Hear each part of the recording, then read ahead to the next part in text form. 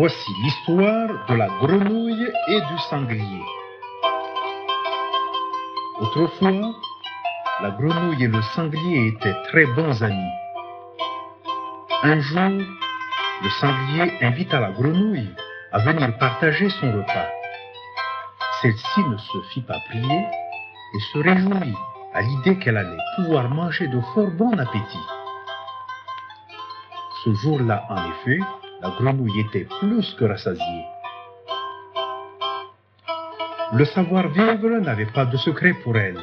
C'est ainsi qu'à son tour, elle s'avisa d'appeler le sanglier à venir goûter à son menu. Ce dernier accepta volontiers.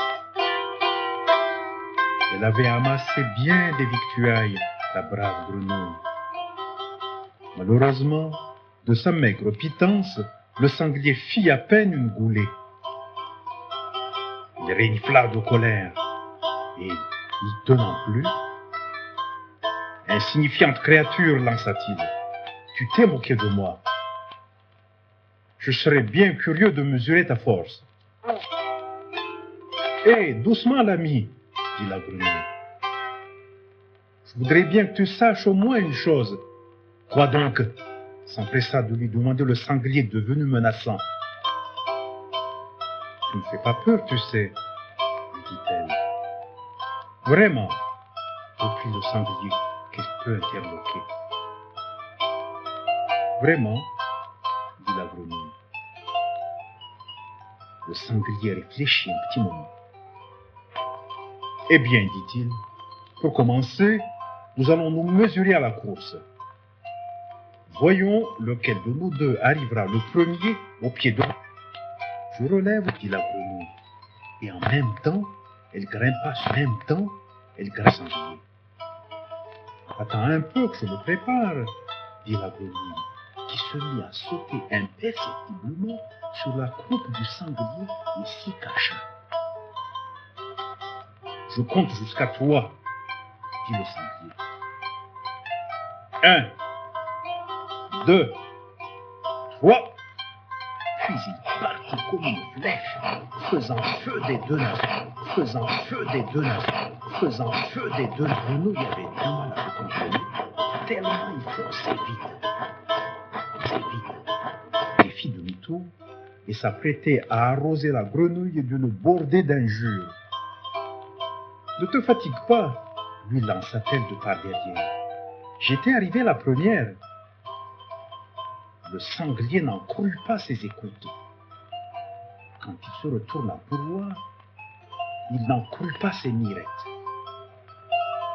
Très bien, grommela-t-il en suffoquant. Tu m'accorderas une revanche, j'espère. Cette fois, ce sera à qui de nous deux sautera le plus loin. Comme tu voudras, répliqua ironiquement la grenouille. Au moment où le sanglier prit son élan, la grenouille était déjà montée discrètement en croupe. Le sanglier courut, sauta très loin et se retourna le plus vite qu'il put pour voir sauter la grenouille. Mais elle avait déjà quitté la croupe du sanglier, sautant encore plus loin, dépassant ainsi son rival qui regardait du côté opposé. « Regarde plutôt par ici, dit la grenouille. Petite sorcière, je finirai bien par t'avoir, dit le sanglier, désespéré et de plus en plus intrigué. Cette fois-ci, nous allons nous battre, tout simplement. Et le vainqueur mangera le vaincu. Mais auparavant, je veux des témoins, des membres de nos familles. Ainsi fut fait. La grenouille rassembla toutes ses cousines de la région, puis elles se concertèrent. Mais pour une grenouille de rien du tout, le sanglier jugea bon de faire appel à 3 barcassins qui, ce jour-là, faisaient l'école buissonnière. Bah, le sanglier était sûr qu'il ne se laissera pas manger par la grenouille en cas de défaite. Mais les marcassins auraient tout intérêt à se taire s'ils ne voulaient pas être dénoncés à leur parents. Que diraient les vieux congénères s'ils apprenaient qu'ils avaient à combattre une grenouille? Ils auraient trop honte. Rendez-vous fut pris. rapide dans un pré. Au moment précis où le sanglier allait bondir sur la petite bête, toutes les grenouilles, les yeux exorbités, se mirent à pousser leurs cris de guerre dans des croissements terribles, provoquant ainsi un vacarme tellement assourdissant et tellement sinistre que les sangliers, pris de panique, s'enfuirent dans tous les sens à travers champs.